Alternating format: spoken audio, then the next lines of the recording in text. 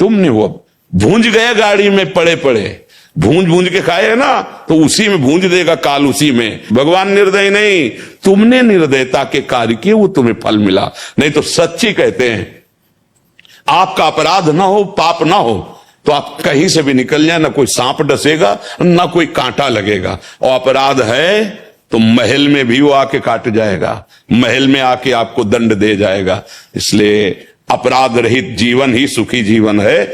हम लोगों ने ऐसे ऐसे अपराध किए जिनको कोई नहीं जानता, और अभी कोई दंड नहीं मिला और कोई प्रायश्चित नहीं मिला। वो फल फूल रहे हैं, सामने आएंगे तो आपको परास्त कर देंगे। इसीलिए हम सबसे प्रार्थना करते हैं, सुख के लोभ से पापाचरण मत करो। ये व्यभिचार, ये व्यसन, ये मांस पाना, ये दूसरों की हिंसा करने का स्वभाव आपका नाश कर देगा। चाहे जितना धन एकत्रित कर लो, तुम कभी सुख और शांति प्राप्त नहीं कर सकते।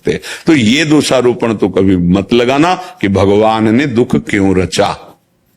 अच्छा, भारत सरकार का ये डिपार्टमेंट जो आपके सामने बैठा है, ये तुम्हारा दुश्मन है या मित्र है? आप विचार करके बताओ। मित्र है, क्योंकि जरा सी जरूरत होने पर ये अपने प्राणों की परवाह नहीं करते, कूद पड़ते हैं। और यही जब हम अधर्माचरण कर देते हैं तो ये शत्रुवत व्यवहार करते हैं। करते कि नहीं करते? ऐसे ही पूरा डिपार्टमेंट भगवान का है, संपूर्ण संसार का, सब तुम्हारे हितैषी हैं। आप देखो सही चल करके, वो हर जगह सपोर्ट देने के लिए आपके खड़े हैं। लेकिन आप गलत चलोगे, कानून के खिलाफ चलोगे, तब आपको लगेगा बड़े निर्दयी है। नहीं ना, ऐसे ही भगवान के पार्षद हैं। आप सही ढंग से चलो, देखो आपको कैसे भगवान बचाते हैं। वो आपने बहुत गंदा आचरण किया और कोई जानता नहीं है, तो वो जानता है जो सबकी जानता है। वो जब पीटेगा तब आपको सबसे यही कहोगे कि हमने गलती नहीं की, लेकिन इस बार गलती नहीं की जिसमें पिट रहे हो, पर वो पीछे वाला हिसाब आया है। अब तुम्हें कोई नहीं बचा सकता। इस सिद्धांत को लोग समझते नहीं और मनमानी आचरण करते हैं। जैसे सूर्य की ताकत नहीं कि अंधेरा कर सके। सूर्य से कहो तुम्हारी ताकत हो, अंधेरा दिखा दो, तो सूर्य जब तक रहेंगे तो अंधेरा हो ही नहीं सकता। वो अंतर ध्यान हो जाए तभी बात अंधेरा। ऐसे ही भगवान का नाम है मंगल भवन। भगवान चाहे भी तो अमंगल नहीं कर सकते। जैसे पूतना को भगवान ने मारा, आपको दिखाई दिया कि भगवान ने मार दिया, लेकिन वो गति उसको मिली जो बड़े बड़े तपस्वी मुनियों के लिए भी दुर्लभ है। जो यशोदा मैया की गति वही पूतना की हुई और आई थी भगवान को मारने। जो भगवान के बड़े बड़े महात्माओं की गति होती वही भगवान के बाण स्पर्श से जो शरीर छोड़े परम धाम। मंगल भवन है, अमंगल कर ही नहीं सकते। तो ये बात अगर हम मन में बैठा लेंगे, भगवान ने दुख क्यों दिया या दुख की रचना क्यों की, तो हमारी आस्तिकता मिट जाएगी। आस्तिकता मिट गई तो फिर जीवन का कोई महत्व नहीं रहा। इसमें कोई संशय आपको?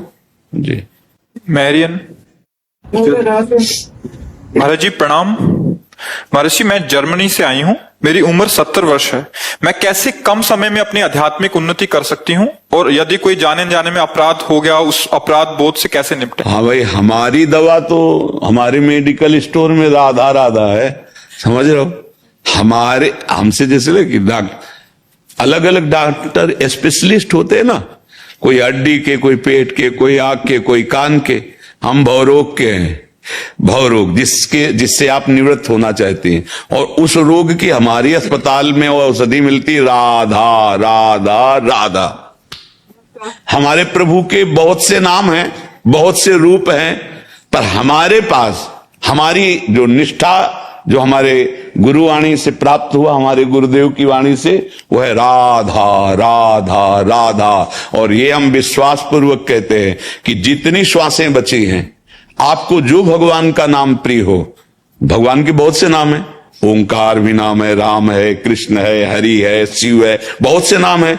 जो नाम प्रिय हो आपको, आप उस नाम को हर श्वास में जपने का प्रयास करो, भगवान पक्का मिल जाएंगे। नाम ही एक ऐसा है जो तार सकता है, दूसरा कोई अभी साधन परिपक्व नहीं।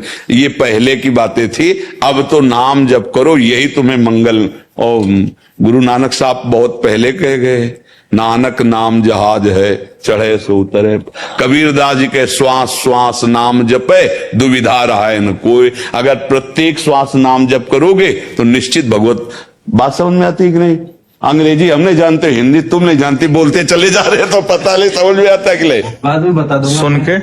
ये आपको बता देंगे। हाँ, कुछ शब्दों में सार बात बता दीजिएगा। साथ में